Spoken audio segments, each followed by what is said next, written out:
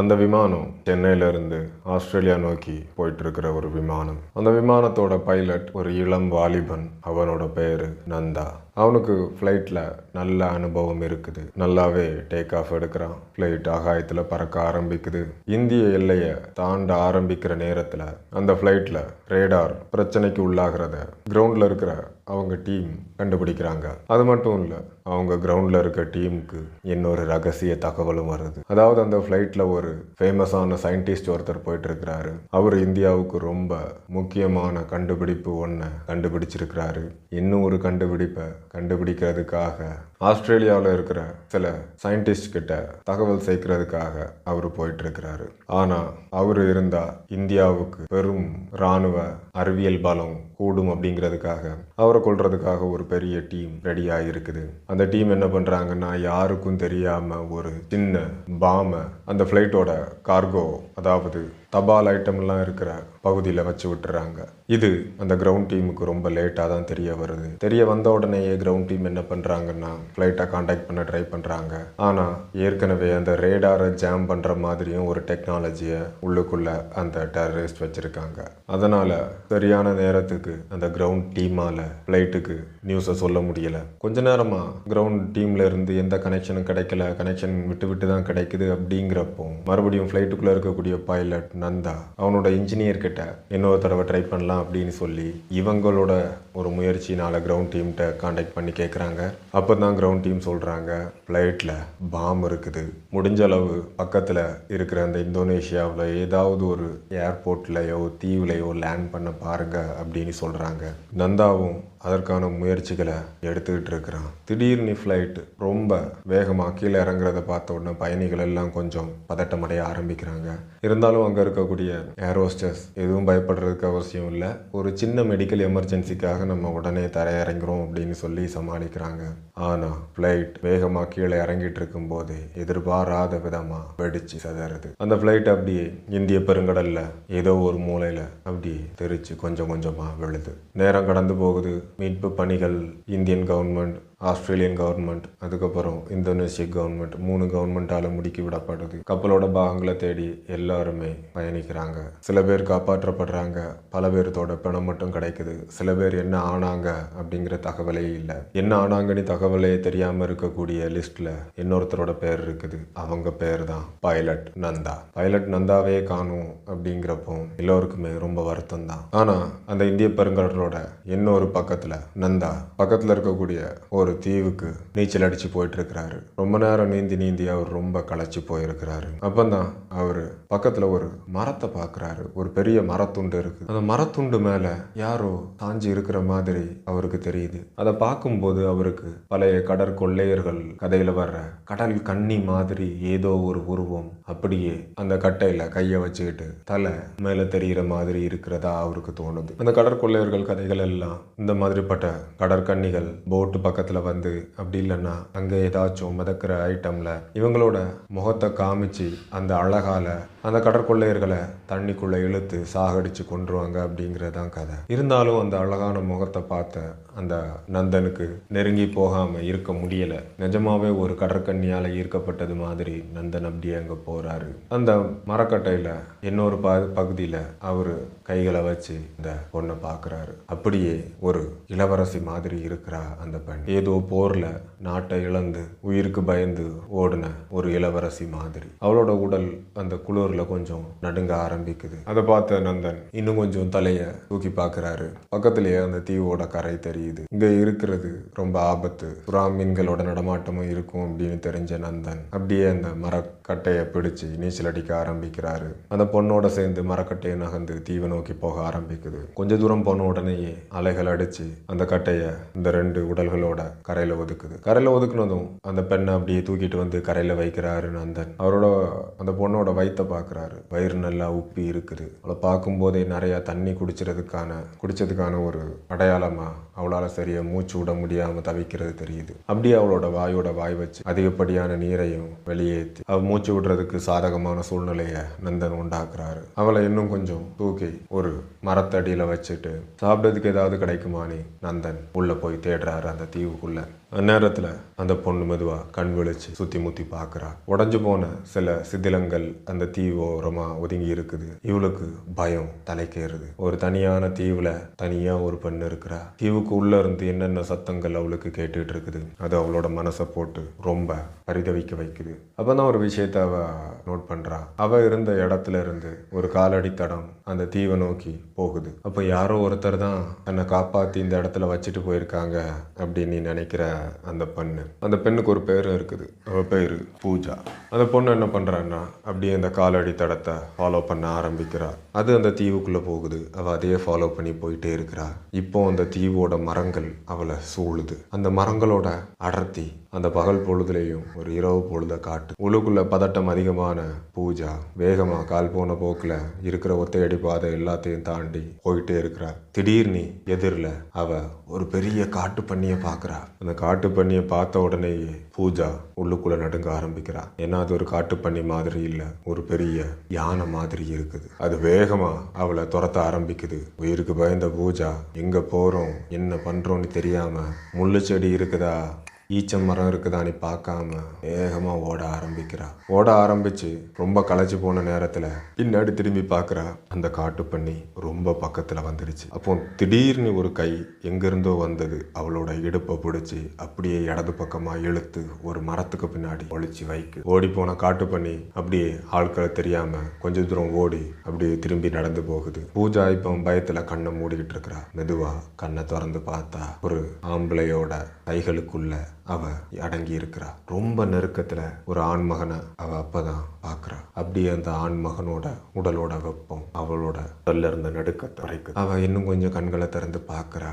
அப்படியே நந்தனோட முகம் அவளோட கண்ணுக்கு தெரியும். அதை பார்த்த உடனே அவளுக்குள்ள ஏதோ ஒரு நம்பிக்கை வருது. அது இவனை பார்த்ததுனாலயா இல்ல இன்னொரு மனுஷனை பார்த்ததுனாலயா இல்ல தனக்கு ஆதரவா ஒரு கை இருக்குது அப்படிங்கிற ஒரு விஷயத்தினாலயான்னு தெரியாது. ஆனா அவளோட மனசு சாந்தமாகுது. கொஞ்ச நேரத்துல இந்த ஆபத்தும் இல்லைன்னு தெரிஞ்சுக்கிட்ட நந்தன் அப்படியே பூஜாவை கையை காமிச்சு வா வெளியே வா அப்படின்னு சொல்லி மறுபடியும் கடற்கரை ஓரமா போக ஆரம்பிக்கிறாங்க. போயிட்டு இருக்கும்போது நந்தன் தான் அந்த பைலட் அப்படின்னு நடந்த விஷயங்கள் எல்லாத்தையும் சொல்றாரு. பூஜாவும் தான் ஒரு டாக்டர் எம்டி பண்றதுக்காக ஆஸ்திரேலியா போயிட்டு இருக்கிறதா சொல்றா. இனி எங்கேயும் போக முடியாதுன்னு நினைக்கிறேன். கடவுள் மனசு வச்சா நம்மளை காப்பாற்றலாம், அப்படி இல்லைன்னா இந்த தீவுல தான் நம்மளோட வாழ்க்கை அப்படின்னு சொல்லிட்டு நந்தன் போயிட்டு இருக்கிறான். அப்பதான் திடீர்னு தொடுவானத்துல ஏதோ ஒரு சத்தமும் சின்ன பொருளும் தெரியுது. என்ன அப்படின்னு பார்த்தா யாராச்சும் உயிர் பழைச்சவங்க இருக்கிறாங்களா அப்படின்னு ஒரு ஏரோப்ளைன் தேடி இவங்க பக்கமா வந்துகிட்டு இருக்குது. அதை பார்த்ததும் வேகமா கடற்கரை பக்கமா ஓடி போறான் நந்தன். பூஜாவும் பின்னாடியே ஓடி போறா. நல்லா குதிச்சு கையை காமிக்கிறான் நந்தன். ஆனா அந்த ஃப்ளைட்ல போறவங்களால நந்தனை பார்க்க முடியல. உடனே அவனுக்கு அங்க நெருப்பு மூட்டி புகையை உண்டாக்குறதுக்கும் வழி இல்லை. பக்கத்துல இருக்கக்கூடிய பூஜாவை பார்க்கறான். பூஜா ஒரு ரெட் கலர் ஷர்ட் போட்டிருக்கிறா. உன்னோட ஷர்ட்டை கழட்டி கொடுன்னு கேட்குறான் நந்தன். பூஜா அதுக்கு தயங்கி நிற்கிறா. எப்படி ஷர்ட்டை கழட்டி கொடுக்கறது, ஐயோ சிங்கமா இருக்குமே அப்படின்னு வெயிட் பண்ணிட்டே இருக்கிறா. ரெட் கலர் ஷர்ட் ரொம்ப தூரத்துல இருந்து பார்த்தாலும் அப்படியே தெரியும், நீ குடு, அதை கொஞ்சம் மூவ்மெண்ட் பண்ணி காமிச்சா அவங்களுக்கு நம்மளை ஐடென்டிஃபை பண்ற ஈஸியா இருக்கும் அப்படின்னு சொல்லவும் மெதுவா ஷர்ட்டை கழட்ட ஆரம்பிக்கிறா. அவ ஷர்ட்டை கழட்டி அப்படியே அவன் கையில கொடுக்கும்போது ஃப்ளைட் அங்க இருந்து ரொம்ப தூரமா போயிடுறது. அந்த சட்டையை மட்டும் வச்சு கொஞ்ச நேரம் வீசிக்கிட்டு அப்படியே ஷர்ட்டை மறுபடியும் தூக்கி பூஜாக்கிட்டே போடுறான். கேட்ட உடனே கொடுத்துருந்தா ரொம்ப சௌகரியமா இருந்திருக்கும். உயிர் போற நேரத்துல உனக்கு இந்த கற்பு மட்டும் இல்லை, அது நம்ம தமிழ் பொண்ணுங்களுக்கே உள்ளதுதான், உங்களை தப்பு சொல்லி ஒன்றும் இல்லை அப்படின்னு நந்தன் பூஜா ஷர்ட்டை போடுற வரைக்கும் அங்க இருந்துட்டு சரிவா உள்ள சாப்பிட ஏதாவது கிடைக்குதா அப்படின்னு அவளோட தீவுக்குள்ள போறான். தீவுக்குள்ள நிறைய காட்டு மிருகங்கள் இருக்குது. பல மரங்களும் ஆங்காங்கே இருக்குது. அங்க இருந்து சில பேரிக்காய் மாதிரிப்பட்ட காய்கறிகளை, தர்பூசணி, வெள்ளரிக்காய், இப்படிப்பட்ட பலவிதமான காய்கறிகளும் பழங்களும் இருக்குது. கொஞ்சம் அப்படியே சாப்பிட்டுக்கிறாங்க. அன்னாச்சி பழம் சில மலைச்சரிவுகளில் வளர்ந்து இருக்குது. சின்ன சின்ன பெர்ரி மரங்களும் இருக்குது. ஆக சாப்பாடுக்கு பஞ்சம் இருக்கும் அப்படின்னு பெரிய அளவு சொல்ல முடியாது. ஆனா அது ரொம்ப குட்டி தீவு, பெரிய மனித கூட்டங்கள் அங்க சர்வைவ் ஆக முடியாது அப்படின்னு தெரிஞ்சுக்கிறாங்க. அதே நேரத்துல அந்த தீவுக்கு இன்னொரு பக்கத்துல சுறாவோட நடமாட்டமும் இருக்குது. அதனால இதுல நாம ரொம்ப நேரம் இருக்க முடியாது அப்படின்னு நந்தன் பூஜா கிட்ட சொல்றான். பூஜாவுக்கும் இது புரியுது. 3 நாட்களாட்டு இவங்க இதே தான் சொல்லிட்டு இருக்கிறாங்க. பூஜா அவளோட கதையை சொல்லுவான், நந்தன் இவனோட கதையை சொல்லுவான். இங்க ரொம்ப இருக்க முடியாது, நாம தப்பிச்சு போயிடணும் அப்படின்னு முடிவெடுப்பாங்க. கடற்கரை ஓரமாட்டு SOS நீ பெரிய அளவுல எழுதி வைக்கிறாங்க. அப்பப்போ நெருப்பு மூட்டுறாங்க. ஆனால் 4வது நாள் அதிகாலை பொழுதுல அந்த பக்கமாக ஒரு பெரிய போட் போகிறத பார்க்குறாங்க. அந்நேரத்தில் இவங்க தீவில் வச்சிருந்த நெருப்பு சின்ன அளவில் எரிஞ்சுக்கிட்டு இருக்குது. உடனே அந்த நெருப்பை அணைச்சி அதில் தண்ணியை ஊற்றுறான் நந்தன். அது பெரிய புகையா அங்கேருந்து எழும்ப ஆரம்பிக்குது. அதே நேரத்தில் இவளோட ஷர்ட்டை வாங்கிட்டு போய் கடற்கரையிலேருந்து அந்த போட்டை பார்த்து வீசுறான் நந்தன். இதை நோட் பண்ண அந்த போட்டில் இருக்கக்கூடிய கேப்டன் தன்னோட கையில் இருக்கக்கூடிய அந்த மோனோக்லார் அப்படின்னு சொல்லக்கூடிய தொலைநோக்கி வழியாக பார்க்குறான். அவன் பார்த்ததுமே அவனோட கண்களுக்கு தெரிஞ்சது, அங்கே ஒரு பொண்ணு சட்டை இல்லாமல் உள்ளாட போட்டுக்கிட்டு ஒரு ஜீன் போட்டுக்கிட்டு இருக்கிறா. அதுக்கு பக்கத்தில் அவளோட ஷர்ட்டை வச்சுக்கிட்டு ஒரு பையன் தனக்கு சிக்னல் கொடுத்துக்கிட்டு இருக்கிறான் அப்படிங்கிற ஒரு விஷயத்தை தான் பார்க்குறான். பார்த்துக்கிட்டு மறுபடியும் கொஞ்ச நேரமாக அந்த சட்டை இல்லாமல் இருக்கிற அதே பொண்ணை தான் பார்த்துக்கிட்டு இருக்கிறான் அந்த கேப். கொஞ்ச நேரத்திலேயே அந்த போட்டில் இருந்து சின்ன படகுல 2 பேர் வந்து இவங்க 2 பேர்த்தையும் கூட்டிட்டு அந்த பெரிய படகுக்கு போகிறாங்க. அந்த படகுல இருக்கிறவங்களுக்கு பெருமளவு ஆங்கிலமும் தெரியல, தமிழும் தெரியல, ஹிந்தியும் தெரிஞ்ச மாதிரி இல்லை. அங்கே ஒரு வயசான சமையல்காரர் இருக்கிறாரு. அவருக்கு மட்டும் கொஞ்சம் தமிழ் தெரியுது. அவர் இலங்கை சிங்களத்தை சேர்ந்தவர். எங்கே போகணும் அப்படின்னு இவங்க கேட்கவும், எங்கே போனாலும் சரிதான், எங்களை மெயின்லேண்டை விட்டுட்டீங்கன்னா நாங்கள் அங்கேருந்து பாதுகாப்பாக போயிடுவோம் அப்படின்னு சொல்கிறாங்க. இந்த கப்பல் இப்போ தாய்லாந்துல இருந்து இலங்கைக்கு போயிட்டு இருக்கிறதா அந்த சமையல்கார தாத்தா சொல்கிறாரு. அந்த கப்பலில் அந்த கேப்டன், அந்த சமையல்கார தாத்தா, அவரையும் தாண்டி 2 பேர் இருக்கிறாங்க. மொத்தம் 4 பேர் இருக்கிறாங்க. இவங்க 2 பேர்த்தையும் சேர்த்து 6 பேர் இருக்கிறாங்க. அதில் அந்த கேப்டன் அவங்க கூட இருக்க மற்ற 2 பேர்கிட்டையும் அப்பப்போ குசு குசுன்னு ஏதோ பேசிக்கிறாரு. அவங்களோட பார்வையும் பூஜாவுக்கு வித்தியாசமாக படுது. ஒரு நாள் அந்த கப்பலில் சரியாக முடியுது. அந்த சமையல்கார தாத்தாவுக்கு பூஜா அப்பப்போ போய் ஹெல்ப் பண்ணுறா. அப்போ அந்த சமையல்கார தாத்தா ஒரே ஒரு விஷயத்தை தான் சொல்கிறாரு, நீ இங்கே இருக்கிறது சரியில்லை அப்படின்னு சொல்கிறாரு. இல்லை, நான் மெயின்லேண்டுக்கு போன உடனே இங்கேருந்து போயிடுவேன் அப்படின்னு சொல்லவும், அதுக்கு இல்லைம்மா, நிலத்தில் போய் இறங்கும்போது நீயா இருக்க மாட்ட, உன்னை யாருக்கிட்டையாச்சும் இவனுங்க வித்துருவானுங்க, மோசமான ஆட்கள். இந்த படகுலையே நிறையா திருட்டு பொருட்கள் தான் இருக்குது. தங்கம், கொஞ்சம் எலக்ட்ரானிக் ஐட்டம்ஸ், விலை உயர்ந்த உடைகள், இந்த மாதிரிப்பட்டது தான் இருக்குது. கஸ்டம்ஸ் ஆஃபீஷியல்ஸ் பதுக்கி வச்சிருக்கிற விஷயத்த இவனுங்க திருடி இன்னொரு இடத்துல வந்து வித்துடுவானுங்க. அதனால என்ன, எங்க துணைக்கு தான் நீங்க இருக்கீங்களே அப்படின்னு சொல்லவும், இல்லைம்மா, இவனுங்க நான் உங்ககிட்ட சகஜமாக பேசிக்கிட்டு இருக்கிறத பார்த்துட்டானுங்க. அதனால் என்னோட யூகம் சரியாக இருந்துன்னா இவனுங்க ஒருவேளை நாம் இலங்கைக்கு போகிறதுக்கு முன்னாடியே என்ன கொன்னுடுவானுங்க அப்படின்னு சொல்கிறாரு. இதனாலேயே இவளுக்கு மனசுக்குள்ள ஒரு வித பயம் இருந்துக்கிட்டே இருக்குது.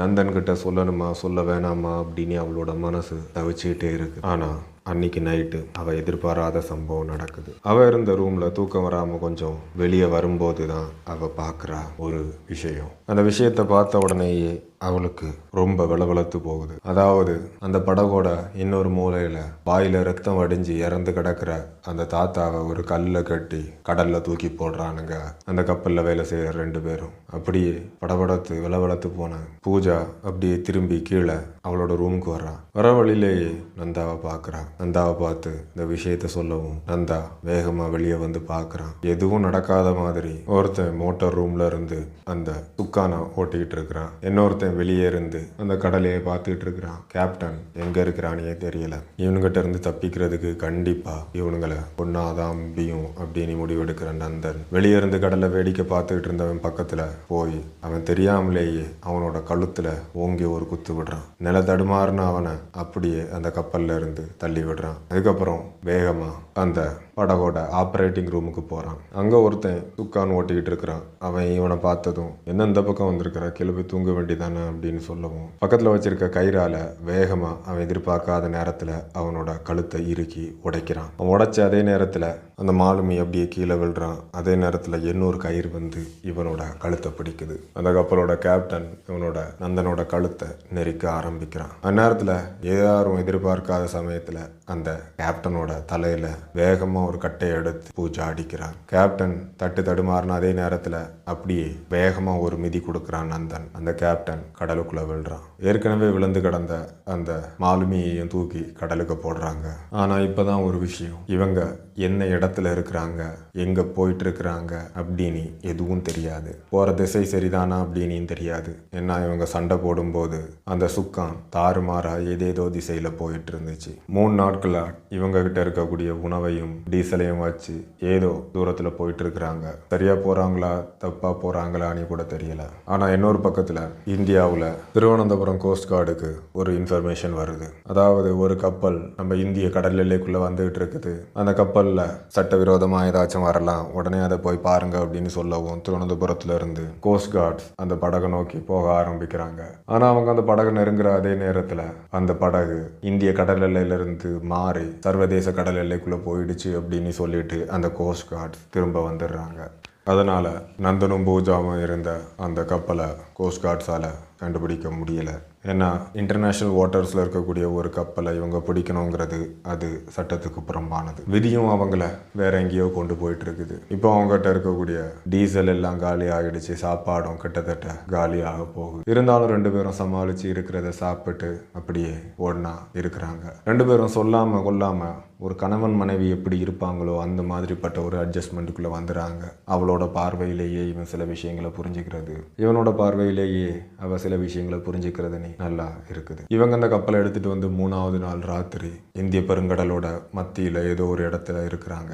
அன்னைக்கு எதிர்பாராத விதமா ஒரு பெரிய இடி மின்னலோட பெரும் மழை பெய்யுது. கடல் அலைகளும் கோர தாண்டவம் ஆடுது. இன்னைக்கு தான் நம்மளோட கடைசியா இருக்கும் அப்படின்னு நந்தனும் பூஜாவும் நினைச்சு அவங்களோட அறையில ஒருத்தர் கைகளை பிணைச்சிக்கிட்டு கண்ணை மூடிட்டு இருக்கிறாங்க. அப்போ எதிர்பாராத ஒரு பெரிய அலையில கப்பல் தாறுமாறா சுழலுது. அது அவங்களையும் தாறுமாறா சுழற்றுது. அந்த அலை போன கொஞ்ச நேரத்துல பார்த்தா நந்தன் மேல இருக்கிறான், பூஜா கீழே இருக்கிறா. அவ மேல படுத்திருந்த நந்தன் அவளோட உடல் உஷ்ணம் தன்னோட உடம்புல ஏற எதையோ நினைச்சவனா அவளோட உதட்டுல ஒரு முத்தத்தை கொடுக்கறான். பூஜாவும் எந்த எதிர்ப்பும் இல்லாம மறுபடியும் அவனுக்கு எதிர் முத்தம் கொடுக்கறா. அவங்களோட முத்தத்தோட வேகம் அதிகரிக்குது. அவங்களோட முத்தத்தோட வேகம் அதிகரிக்கும் போது கடல் அலைகளோட வேகமும் குறையுது. அவங்களோட அந்த கலவி முடிகிற அந்த நேரத்துல கடலும் அமைதியா இருக்குது. அந்த பொழுதும் விடிய ஆரம்பிக்குது. ஒரு சின்ன தூக்கத்துக்கு அப்புறம் பூஜா அப்படியே எழுந்து வெளியே வந்து பார்க்குறா. கடல் ஒரு தீவுல கரை தட்டி நிற்குது.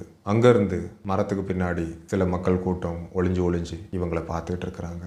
உடனே பூஜா வந்து நந்தனை எழுப்பி நாம எங்கேயோ கரை ஒதுங்கி இருக்கிறோம் அப்படின்னு சொல்லவும் நந்தன் வேகமா வந்து பார்க்குறான். அங்க சில ஆதிவாசிகள் மரத்துக்கு பின்னாடி ஒளிஞ்சு இவங்களை பார்த்துட்டு இருக்கிறாங்க. ஒருவேளை அவங்க மோசமான வேட்டைக்காரங்களா கூட இருக்கலாம். ஏன்னா அந்தமான சேர்ந்த சில ஆதிவாசிகள் அங்க வெளியாட்கள் யாரு போனாலும் அங்கிருந்து அம்பு எடுத்து வீசுவாங்க. அதனால இது ஆபத்தான இடமா கூட இருக்கலாம் அப்படின்னு நந்தனும் பூஜாவும் பேசிக்கிறாங்க. ஆனா அவங்க மரத்துக்கு பின்னாடி ஒளிஞ்சிருந்து பார்க்கறதால பெரும்பாலும் ஆபத்தானவங்களா இருக்க மாட்டாங்க. நாம இந்த போட்ல இறங்கி உள்ள போலாம் அப்படின்னு ஒரு லைஃப் போட்டை எடுத்து கீழே வீசுறான். அந்த போட்ல அப்படியே மெதுவா போக ஆரம்பிக்கிறான் நந்தன். பூஜாவும் நானும் வரேன் அப்படின்னு போட் கொஞ்சம் தூரம் போன அப்புறம் கடல்ல குதிச்சு அந்த போட்ல ஏறி இவன் கூட வர்றா. போட் கரையை தட்டுது. தன்னோட கைகளை மேல தூக்கிட்டு நந்தன் நான் எதிரி இல்லை, நல்லா பசிக்குது, தண்ணி சாப்பாடு வேணும் அப்படின்னு சைகையால மட்டும் காமிக்கிறான். அந்நேரத்துல அங்க ஒருத்தன் அவன் மட்டும்தான் அவனோட கழுத்துல சில மண்டை ஓடுகளையும் இடுப்புல ஒரு பெரிய பெல்ட்டும் போட்டிருக்கிறான். ஒரு பழைய கிழிஞ்சு போன பேண்டும் போட்டிருக்கிறான். மற்றபடி யாரும் பெரிய அளவு உடை போட்டது மாதிரி தெரியல. அவன் முன்ன வந்து இவங்க கிட்ட தமிழ்ல பேச ஆரம்பிக்கிறான். அவன் முன்ன வந்ததுமே அந்த மறைவுல இருந்த மக்கள் கொஞ்சம் கொஞ்சமா வெளியே வர்றாங்க. அவங்கள பெரும்பாலும் எல்லாரும் அரை நிர்வாணமா தான் இருக்கிறாங்க, பெண்கள் உள்பட. ஆண்கள் அவங்களும் பெரிய அளவு உடை போட்டது மாதிரி தெரியல. 1-2 பேர் கோவணம் கட்டி இருக்கிறாங்க. கோவணமும் இலைத்தலைகளால செய்யப்பட்டிருக்கு. அங்க வந்த அந்த மண்டை ஓட்டு ஆசாமி இவங்களை பார்த்து பேச ஆரம்பிக்கிறான். நான் தான் அந்த தீவோட அரசன், நீங்க எங்க இருந்து வர்றீங்க அப்படின்னு கேட்கிறான். இவன் தமிழ்ல பேசுறதும் அவங்களுக்கு ஆச்சரியமா இருக்குது. இப்படி தமிழ்ல பேசுறீங்க அப்படின்னு கேட்கவும், ஒரு காலத்துல இங்க மீன் பிடிக்கிறதுக்காக என்னோட நண்பர்கள் கூட வந்தேன், புயல்ல சிக்கி நான் மட்டும் இங்க கரை ஒதுங்கினேன். அதுக்கப்புறம் அந்த மக்கள் கூடயே நான் வாழ ஆரம்பிச்சுட்டேன். என்னோட அறிவால இந்த மக்களுக்கு மீன் பிடிக்க சொல்லி கொடுத்துருக்கிறேன். இவங்களும் என்ன அவங்களோட கடவுளாக்கிட்டாங்க, நானும் அதை ஏத்துக்கிட்டேன் அப்படின்னு சொல்லி இவங்களை கூட்டிட்டு போய் அவனோட வீட்டுல தங்க வைக்கிறான். அந்த மக்கள் எல்லாம் பார்த்த நந்தன் அவங்க வீட்டுல வீட்டில இருந்து சாப்பிட்டுக்கிட்டு ஏன் நீங்க இவங்களோட வாழ்க்கையை மாத்துறதுக்கு எந்த முயற்சியும் எடுக்கல அப்படின்னு கேட்கவும், அதுக்கு அந்த ஆசாமி, இவனுங்களோட வாழ்க்கை மாதிரி என்ன ஆக போகுது, இவனுங்க இப்படியே இருக்கிற வரைக்கும் தான் நான் அரசனா இருக்க முடியும், எனக்கு இவனுங்க மேல முழு உரிமையும் உண்டு, எப்போ வேணாலும் எந்த பொண்ணுங்க கூடயும் நான் கலவியில ஈடுபட முடியும், எனக்கு தேவைப்பட்ட நேரத்துல சாப்பாடு இவனுங்களே கொண்டு வந்துருவானுங்க, நான் என்ன சொல்றேனோ அதுதான் இங்க நடக்கும். இந்த மாதிரிப்பட்ட அதிகாரம் எல்லாம் இவனுங்களுக்கு நான் எல்லா விஷயத்தையும் சொல்லி கொடுத்துட்டா எனக்கு கிடைக்காது அப்படின்னு சொல்லவும், அது நந்தனுக்கும் பூஜாவுக்கும் முகத்துல ஒரு சுழிப்பு வர ஆரம்பிக்குது. 2-3 நாட்கள் அங்க இருந்துகிட்டு இருக்கிறாங்க. ஒரு நாள் நந்தன் என்ன பண்ணான்னா, அதில் 2 பேர்த்த சின்ன படகுல கூட்டிட்டு போய் அந்த பெரிய படகுல இருந்து ஏற்கனவே அந்த கடத்தல் பொருட்கள்லாம் இருந்துச்சு இல்லையா, அதுல இருந்து ஒரு 2 பெரிய பண்டில் இருக்கக்கூடிய துணிகளை கொண்டு வந்து அந்த தீவுல இருக்கக்கூடிய மக்களுக்கு கொடுத்துட்றான். அந்த மக்கள் இப்போ நந்தனும் பூஜாவும் அணிஞ்சிருந்த மாதிரியே ஆடைகளை அணிஞ்சிருக்கிறாங்க. அந்த தீவோட இன்னொரு பக்கத்துக்கு ஒரு சின்ன வேலையா போயிருந்த அந்த ஆசாமி திரும்பி வந்து பார்க்கும்போது இந்த மாதிரி உடை அணிஞ்சிருக்கிறத பார்த்ததும் அவன் பயங்கரமா கோபமாகறான். என்ன நினைச்சிட்டு இருக்கிற நந்தா, இந்த தீவை நீ கண்ட்ரோல் எடுக்கலாம்னு நினைச்சிட்டு இருக்கிறியா? அப்படின்னா ஒரே ஒரு விஷயம்தான் இருக்கு, நீ என்ன ஜெயிச்சு தான் நீ இந்த தீவுக்கு தலைவனாக முடியும் அப்படின்னு சொல்லவும், நந்தாவும் கொஞ்சம் யோசிச்சுட்டு சரி வா அப்படின்னு அவனை சண்டைக்கு இழுக்கிறான். ஏற்கனவே நந்தாவுக்கு கொஞ்சம் கராத்தேவன் தெரியும். அந்த ஆசாமி கொஞ்ச நாளாவே இதே தீவுலேயே இருந்து சோம்பேறி ஆகி போயிட்டான். அதனால அவனை ஜெயிக்கிறது பெரிய கஷ்டமா நந்தாவுக்கு இல்லை. ஆனாலும் கையில இருக்க கட்டையால அவனோட நெஞ்ச குத்தலாம் அப்படின்னு போகும்போது அவனோட மனசு தடுத்தது. அவனை கொல்ல வேண்டாம் அப்படின்னு அவனுக்கு தோணவும் அப்படியே விட்டுறான். ஆனா அந்த ஆசாமி, என் இடத்த பிடிச்சிட்டல்ல, உன்னை விட மாட்டேன், இன்னைக்கு நைட்டுக்குள்ள உன்னை கொலை பண்றேன் அப்படின்னு சொல்லிட்டு போயிடுறான். இதை கேட்டதும் பூஜாவுக்கு பயமாகிறது. தன்னோட வயிற்றை தொட்டு பார்க்கறா. ஏன்னா அவளோட வயிற்றுக்குள்ள ஒரு கரு உண்டாகி இருக்கிறது அவளுக்கு உணர முடியுது. நாட்கள் கடந்து போகுது. அவன் சொன்னது மாதிரி அந்த ஆசாமி ஒன்றும் திரும்பி வந்து எதுவும் பண்ணல. ஆனா அந்த ஆசாமி இருந்த வீட்டில் ஒரு ரூம்ல ஒரு சின்ன சின்ன முனகலம், ஒரு சங்கிலி சத்தமும் கேட்டுட்டே இருக்கும். ஒரு நாள் அந்த பக்கமா பூஜா போயிருக்கும்போது அந்த சத்தத்தை கேட்டு அவ வீட்டுக்குள்ள போறா. அங்க ஒரு பொண்ணு நிர்வாணமா சங்கிலியில கட்டப்பட்டு கிடக்குறா. உடனே அந்த சங்கிலியில இருந்து அவளை ரிலீஸ் பண்ணி அவளுக்கு ஒரு உடையும் கொடுத்து இவங்க தங்கி இருந்த வீட்டுக்கு கூட்டிட்டு வர்றா பூஜா. அவளை அந்த ஆசாமி வச்சு இவனோட காம ஆசைகளை தணிக்கிறதுக்காகவே அப்படி பயன்படுத்திட்டு வந்துட்டு இருக்கிறான். அதுக்கப்புறம் தான் அவளுக்கு ஒரு விஷயம் தெளிவா தெரிய ஆரம்பிக்குது. ஏற்கனவே இந்த தீவுக்கு தலைவனா இருந்த ஒருத்தனோட பொண்டாட்டி தான் அவ. அந்த தலைவனை இவன் சூழ்ச்சி பண்ணி கொன்னுட்டு இவளை காம அடிமையா வச்சுட்டு இருந்திருக்கிறான். அவளுக்கு ஓரளவு சாப்பிட்றதுக்கு உணவு கொடுத்து தூங்க வைக்கிறா பூஜா. ஆனா அவ மனதளவுல ரொம்ப பாதிக்கப்பட்டிருக்கிறா. ஒரு பைத்தியக்காரி கடலை பார்க்குற மாதிரியே அவ அப்பப்போ கடலையும் வானத்தையும் பார்த்துக்கிட்டே இருக்கிறா. அந்நேரத்துல நெல் பயிர்கள் நடுறதுக்கு ஒரு பெரிய சமதள பரப்பு அந்த தீவோட இன்னொரு பக்கத்துல இருக்கு அப்படின்னு சொல்லவும் அதை தேடி 2 நாள் முன்னாடியே நந்தன் போயிருந்தான். பூஜாவும் அவன் வருவான்னு வெயிட் பண்ணிட்டு இருக்கும்போது திடீர்னு யாரோ கதவு திறக்கிற சத்தங்க. யார் நீ போய் பார்த்தா அந்த சாயந்தர நேரத்துல அந்த முகத்தை பார்த்த உடனே பூஜா பயத்துல அலறி போறா. ஏன்னா வந்தது அந்த ஆசாமி. சரியா மாட்டிக்கிட்டியா நீ? இந்த பொழுதுக்காகத்தான் நான் ரொம்ப நாளா காத்திருந்தேன். அவனை பழிவாங்க அண்ணனா அணு ரசிச்சு ருசிக்க போறேன் அப்படின்னு அவளோட ட்ரெஸ்ஸை அப்படியே பிடிச்சி கிழிக்க. பூஜாவோட அலறலை கேட்ட உடனேயே நல்ல தூக்கத்துல இருந்த அந்த பழைய தலைவி கண்ணு முடிச்சுக்கிறா. என்ன அப்படின்னு பார்த்தா எங்க இந்த ஆசாமி அவளை கற்பழிக்க முயற்சி பண்ணிக்கிட்டு இருக்கிறான். அது வரைக்கும் ஏதோ மாதிரி சூன்யமா இருந்த அந்த பொண்ணு அவனை பார்த்து அவன் பண்ற வேலையை பார்த்த உடனே அவளுக்குள்ள இருந்த ஒரு வேகம் வருது. கண்கள்ல நெருப்பு மாதிரி கோபம் வருது. வேகமா போறா. பூஜாவை பிடிச்சி இழுத்து அப்படியே அந்த ஆசாமியை தள்ளி கீழே விட்டுக்கிட்டு அவனோட முகத்துல ஒரு கையை வச்சுக்கிட்டு அவனோட நெஞ்சில ஒரு கையை வச்சு 2ஐயும் அழுத்திக்கிட்டு அப்படியே அவனோட குரல் வலையில கடிச்சு அந்த குரல் வலையை கடிச்சு துப்பிடுறான். கொஞ்ச நேரமா ரத்தம் துடிக்க அப்படியே கொப்பளிக்க ஆசாமி அங்கேயே இறந்து போயிடுறான். அப்படியே இந்த பிதாமகன் விக்ரம் மாதிரி அந்த பழைய தலைவி அந்த வீட்டுல இருந்து வெளியே இறங்கி போயிடுறான். இந்த சத்தத்தை கேட்டு அங்க இருந்து பக்கத்துல இருந்து ஓடி வந்த சில ஆட்கள் அப்படியே அவனோட உடம்பை எடுத்து கடல்ல வீசிடுறானுங்க. இந்த சம்பவங்கள் எல்லாம் முடிஞ்சு 6 மாசம் ஆயிடுச்சு. இப்போ பூஜா நிறைமாத கர்ப்பிணியா இருக்கிறா. அந்த தீவுல பெரிய அளவு நெற்பயிர்கள் நடப்பட்டு இருக்குது. அங்க சுத்தி இருந்த நறுமண பயிர்கள் எல்லாத்தையும் எப்படி அறுவடை பண்ணி ப்ராசஸ் பண்ணணும் அப்படிங்கிற மெத்தடையும் அவங்க கண்டுபிடிச்சிருக்காங்க. அதே நேரத்தில் அந்த தீவோட இன்னொரு பக்கத்தில் கிணறு வெட்டும்போது அங்கே அவங்களுக்கு கச்சா எண்ணெய் கிடச்சிருக்குது.